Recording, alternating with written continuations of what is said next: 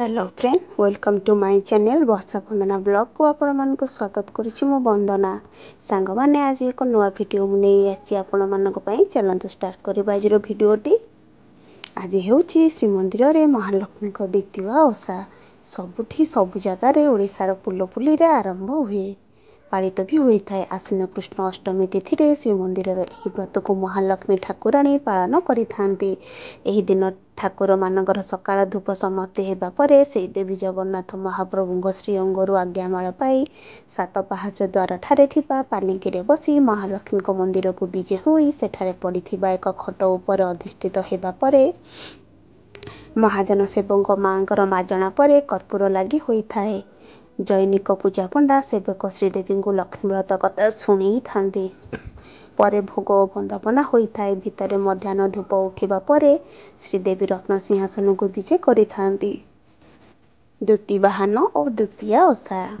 द्वितीय ओषा पुओ जिउंतिया ओषा, द्वितीय बामन ओषा बा जिमुत बाहन उपवासना नाम रे मध्य जना। ओडिसा रे पालित एक ओषा। ओडिशार विभिन्न अंचल रे यह भिन्न भिन्न नाम रे जनाशुना। ओडिशार पश्चिमांचल रे यह पुओ जिउंतिया नाम रे एक मुख्य ओषा भावे पालित हेउथिबा बेले बाकी केतेक स्थान रे द्वितीया बा द्वितीय बाहन ओषा नाम रे पालित। जननी माने पुओर दीर्घ जीवन कामना करी एवं विवाहिता नारी बंध्या पुत्रहरा नारी माने पुत्र लाभ करिबा आशारे एही निर्जला उपवास करी ओषा पालन करिथांती। यह आश्विन मास कृष्ण पक्ष अष्टमी तिथि रे पालित होता है। एही दिन माँ माने सारा दिन जल स्पर्श न करी उपवास करी थांती। केतक स्थान रे भाई मानकर शुभ नाशिनी भौणी माने ए प्रकार ओषा करुथिबार दृष्टांत रहिछि। मूलाष्टमी पुओ जिउंतिया द्वितीय बाहन पूजा द्वितीय ओषा। द्वितीय बाहन और द्वितीय ओषा, द्वितीय पुओ जिउंतिया ओषा, द्वितीय बामन ओषा बा जिमुति बाहन उपवास नाम रे मध्य जना। ओडिसा रे पालित एक ओषा। ओडिशार विभिन्न अंचल रे यह भिन्न भिन्न नाम रे जनाशुना। ओडिशार पश्चिमांचल रे यह पुओ जिउंतिया नाम रे एक मुख्य ओषा भाव रे पालित हेउथिबा बेले बाकी केतक स्थान रे द्वितीय बाहन ओषा नाम रे पालित। जननी माने पुओर दीर्घ जीवन कामना करी एवं विवाहिता नारी माने बंध्या पुत्रहर नारी माने पुत्र लाभ करिबा आशारे निर्जला उपवास करी ओषा पालन करिथांती। यह आश्विन मास कृष्ण पक्ष अष्टमी तिथि रे पालित होता है। एही दिन माँ माने सारा दिन जल स्पर्श न करी उपवास करिथांती। केतक स्थान रे भाई भौणी शुभ कामची भौणी माने प्रकार ओषा करुथिबार दृष्टांत रहिछि। ओषा पालन विधि विधान। एही व्रतर उपास्य देवता जिमुत बाहन। ओडिया कवि पुरुषोत्तम दासଙ୍କ रचित द्वितीय ओषा कथारे जिमुत बाहन सूर्यଙ୍କ पुओ बोली अभिहित करा जायछि। केवल सधवा नारी माने एही ओषा करिथांती। जिउंतियार पूर्व दिन ओषाकारिणी माने नदी किंबा पोखरी तुठକୁ ଭଲ ଭାବରେ ପରିଷ୍କାର କରି ଦିଅନ୍ତି।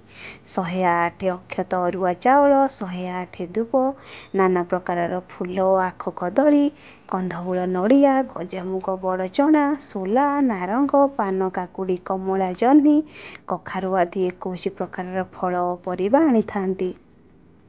ସପ୍ତମୀ ରାତିରେ ଚିଲ ଓ ଶିଆଳଙ୍କୁ ମନେ ମନେ ସ୍ମରଣ କରି ତାପର ଦିନ ପ୍ରଭାତରୁ ତାଙ୍କୁ ଯାଇ ଭେଟିବାକୁ ହୁଏ।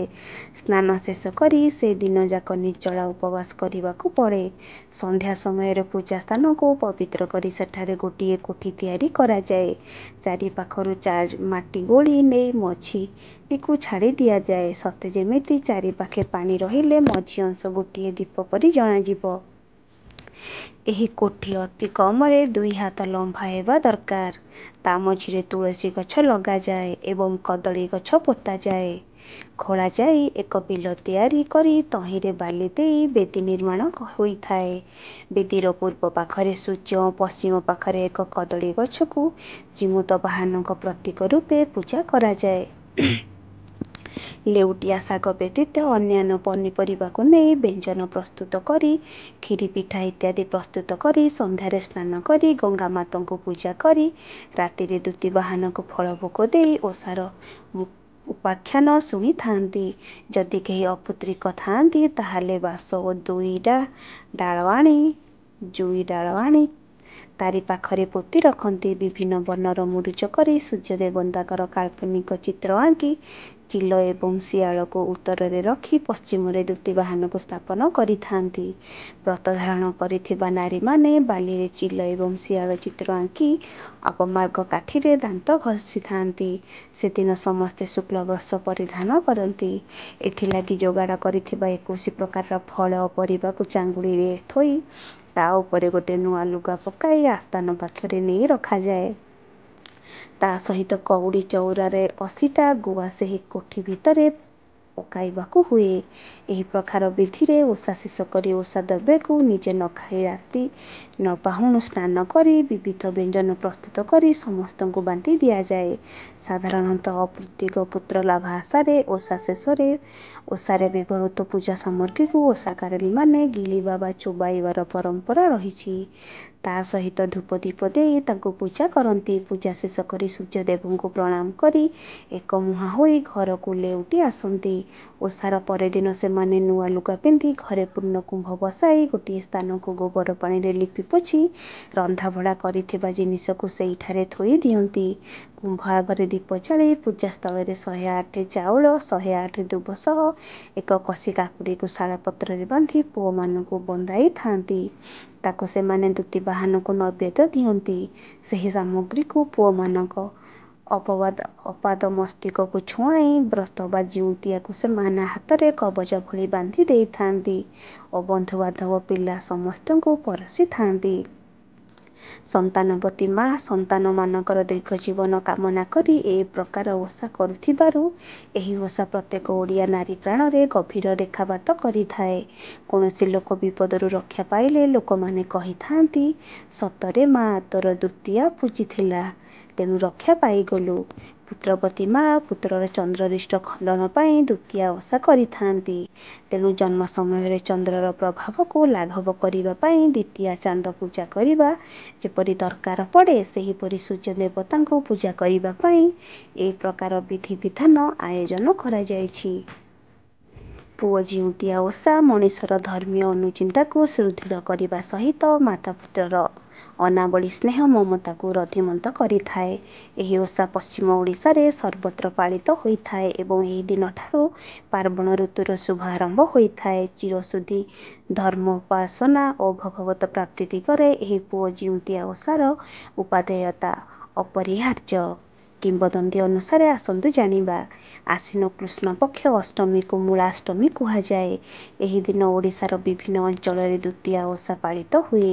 ଦୂତୀବାହନ ଏହି ଓଷାର ଦେବତା। ପ୍ରଚଳିତ ଓଷା କଥା ଅନୁସାରେ ସେ ସୂର୍ଯ୍ୟଙ୍କର ପୁତ୍ର ଏବଂ ଜଣେ ବିଧବା ବ୍ରାହ୍ମଣୀ ଗର୍ଭରୁ ଜନ୍ମ ହୋଇଥିଲେ। ଏହି ପ୍ରସଙ୍ଗରେ ଦୁଇଟି କଥା ରହିଛି। ଗରିବ ବ୍ରାହ୍ମଣୀଟିଏ ଥାଏ। ବାଳୁତ କାଳରୁ ବିଧବା। ସାହା ଭରସା ହେବାକୁ ଦାସୀଟିଏ ରଖିଥାଏ। ସେମାନେ ଧାନ କୁଟନ୍ତି, ଚଳନ୍ତି। ଆଶ୍ୱିନ ମାସ ପିତୃପକ୍ଷ ପଡ଼ିଲା। ରାଜା ଉଟୁତୁଣିମାନଙ୍କୁ ଡକାଇ ଧାନ ଦେଲେ ଏବଂ କୋଠା ଚାନ୍ଦା କରି 4 ଦିନରେ ଚାଉଳ ଦେବାକୁ ବରାଦ ଦେଲେ। ମେଘ ଉଠାଇଲା। ଧାନ ଶୁଖାଇ ଚାଉଳ କରିଦେବା କଷ୍ଟ। ବ୍ରାହ୍ମଣୀଟି ସୂର୍ଯ୍ୟ ଦେବତାଙ୍କ ପାଖରେ ଖରା କଲେ ଅଙ୍ଗ ଦାନ କରିବାକୁ ମାନସିକ କଲା। ସୂର୍ଯ୍ୟ ଦେବତା ତା ଦାଣ୍ଡରେ ଖରା କଲେ। ନିର୍ଦ୍ଦିଷ୍ଟ ସମୟରେ ସେ ରାଜଘରେ ଚାଉଳ ଦେଲା। କିନ୍ତୁ ସୂର୍ଯ୍ୟ ଦେବତା ନିର୍ଦ୍ଧାରିତ ରାତ୍ରିରେ ଅଙ୍ଗସଙ୍ଗ ପାଇଲେ ନାହିଁ। ବ୍ରାହ୍ମଣୀଟିଏ ତା ଦାସୀକୁ ତା ସ୍ଥାନରେ ଶୁଆଇ ଦେଇ ଆତ୍ମଗୋପନ କଲା। ଦେବତା ଦାସୀ ଅଙ୍ଗସ୍ପର୍ଶ ନ କରି ନିରାଶ ହୋଇ ବାହୁଡ଼ିବା ବେଳେ ଲେଉଟିଆ ପଟାଳିରେ ପରିସ୍ରା କରି ଦେଇଗଲେ। ସେ ଯେତେବେଳେ କାମାର୍ତ୍ତ ଅବସ୍ଥାରେ ଥିଲେ, ସେଠି ଇଚ୍ଛା ଶାଗ ଉଠିଲା। ମନକୁ ମନ ଗହଳିଆ ହୋଇ ଉଠିଥିବା ଲେଉଟିଆ ଶାଗ ଖାଇ ବ୍ରାହ୍ମଣୀ ଗର୍ଭବତୀ ହେଲା। ବିଧବାର ଗର୍ଭବାସ ଏକ ଗର୍ହିତ ଅପରାଧ। ସେ ସେଥିପାଇଁ ରାଜରୋଷ ଏବଂ ସାମାଜିକ ବାସନ୍ଦର ସମ୍ମୁଖୀନ ହେଲା। ଆଶ୍ୱିନ କୃଷ୍ଣ ଅଷ୍ଟମୀ ଦିନ ତାର ପୁଅଟିଏ ହେଲା। ମିଥୁନ ଲଗ୍ନରେ ହୋଇଥିଲା। ତାର ନାମ ଦୂତୀବାହନ ରଖାଗଲା। ପୁଅ କ୍ରମେ ବଡ଼ ହୋଇ ଚାହାଳିରେ ପଢ଼ିଲା। ଦିନେ ତାର ଘଡ଼ି ଗୋଟଳି ଗଡ଼ିଯିବାରୁ ଜଣେ ସାଙ୍ଗକୁ ପଢ଼ାଇ ଦେବାକୁ ଅନୁରୋଧ କଲା। ସେ ପିଲାଟି ଦୋଷାରୁଦ୍ଧ ପୁଅ। ତାକୁ ଖଡ଼ି ଗୋଟାଳି ବଢ଼ାଇ ଦେବାକୁ କହୁଥିବା ରାଣ୍ଡି ବ୍ରାହ୍ମଣୀ ପୁଅକୁ ସେ ଅଣବାପୁଆ ବୋଲି କହି ଅପମାନିତ କଲା। ପୁଅ ଘରକୁ ଫେରି ତାର ଜନକ କିଏ ବୋଲି ଜାଣିବାକୁ ମା ପାଖରେ ଦାବୀ କଲା। ମା ସୂର୍ଯ୍ୟୋଦୟ ପର୍ଯ୍ୟନ୍ତ ଅପେକ୍ଷା କରିବାକୁ କହିଲେ। ରାତି ପାହିଲା। ଅରୁଣ ରଥରେ ବସି ସପ୍ତାଶ-ବାହନ ସୂର୍ଯ୍ୟ ଆକାଶରେ ଦେଖାଦେଲେ। ମା ଚିହ୍ନାଇ ଦେଇ କହିଲେ, ଇଏ ତୋ ବାପ। ପୁଅ ଦ୍ୟୁତିବାହନ ସୂର୍ଯ୍ୟଙ୍କୁ ଦେଖି ନମସ୍କାର କଲା। ସୂର୍ଯ୍ୟ ହାତ ବଢ଼ାଇ କୋଳକୁ ଟେକିନେଲେ। କୋଳରେ ବସାଇ ନାନା ଅଳଙ୍କାର ପିନ୍ଧାଇ ଦେଲେ। ଆକାଶରୁ ନାନା ଅଳଙ୍କାର ପାଟଶାଢ଼ୀ ଖସିଲା। ଏହି ବିଚିତ୍ର ଦୃଶ୍ୟ ଦେଖି ବହୁ ସଂଖ୍ୟାରେ ଲୋକ ଜମିଗଲେ। ଉପସ୍ଥିତ ନରନାରୀ ବିସ୍ମିତ ହେଲେ। ପୁଅ ସୂର୍ଯ୍ୟଦେବଙ୍କୁ ପଚାରିଲା, ବାପା, ମୋର ମା କାହିଁକି ଅସତୀ ବୋଲି ନିନ୍ଦା ପାଉଛି? ଆପଣ ଯଦି ମୋର ବାପା, ତେବେ ମୁଁ ଅଣବାପୁଆ ବୋଲି ଅପମାନିତ ହେଉଛି। ସୂର୍ଯ୍ୟଦେବ ଆଶ୍ୱାସନା ଦେଇ କହିଲେ, ତୋ ମା ସତୀ।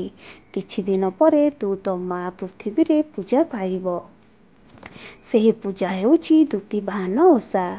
ଓಂ ନମୋ ଭଗବତେ ବାସୁଦେବାୟ। ବନ୍ଧୁଗଣ, ଆଜିର ଭିଡ଼ିଓଟି ଆପଣମାନଙ୍କୁ ଭଲ ଲାଗିଥିବ। Please like, share, comment, subscribe my channel. ରହୁଛି। ଜୟ ମା ମଙ୍ଗଳା।